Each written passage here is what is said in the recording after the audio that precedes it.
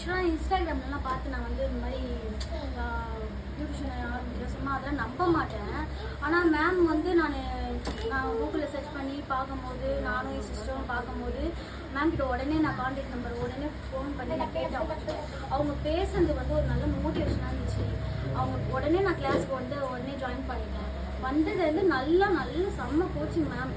அது எப்படி சொல்கிறது, கேரிங்காக பார்த்துக்கிறதும் சரி எல்லாமே நல்லா கோச்சிங்க.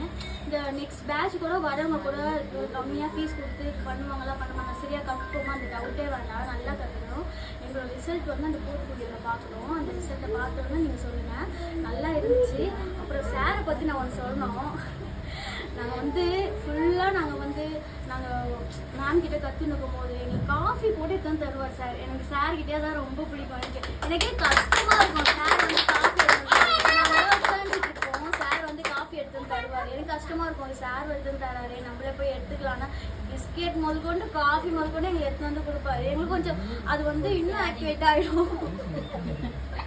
எனக்கு சார் கிட்ட ரொம்ப பிடிக்கும், அதனால கேரிங்காக பார்த்துக்கிறாரு. மேமும் சரி நல்ல பொறுமையா மேம் என்ன எத்தனை வாட்டி நான் 10 வாட்டி நான் கேட்டாலும் மேம் கண்டிப்பா ஒன்னொன்னா டவுட் புரிய வச்சு அந்த பிஸ்னஸ் எப்படி பண்ணணும் முதற்கொண்டு எங்களுக்குலாம் இன்ஸ்டாகிராம் எப்படி யூஸ் பண்ணணும் முதற்கொண்டு எல்லாத்தையும் மேம் எங்களுக்கு சொல்லி தருவாங்க. தெரியலன்னா கூட என்ன மேம் என்ன கேட்டால் கூட திருப்பி எங்களுக்கு கற்றுக் கொடுத்துக்கிட்டே இருப்பாங்க. ரொம்ப தேங்க்யூ மேம். முதல்ல உங்களை ரொம்ப மிஸ் பண்ணுறேன் மேம். நான் வருவீங்களா? கண்டிப்பா வருவோம்.